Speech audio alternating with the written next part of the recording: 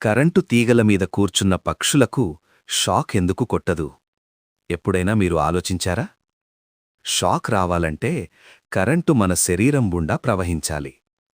Current ప్రవహించాలంటే రెండు వేరువేరు కనెక్షన్లు లేదా రెండు వేరువేరు వోల్టేజ్ పాయింట్లు ఉండాలి. కానీ పక్షులు ఎలా కూర్చుంటాయంటే అవి ఒకే ఒక్క కరెంటు తీగపై రెండు కాళ్లతో కూర్చుంటాయి. అంటే పక్షి రెండు కాళ్ళు ఒకే వోల్టేజ్లో ఉంటాయి. వోల్టేజ్ తేడా ఉండదు.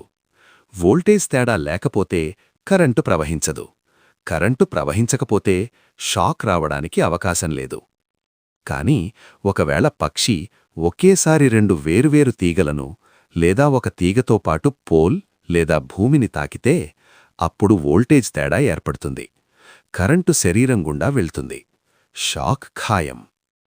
మనకు షాక్ ఎందుకొస్తుందంటే మనం భూమిని తాకి ఉంటాం. కరెంటు తీగను తాకితే కరెంటు శరీరం గుండా భూమికి వెళ్ళిపోతుంది.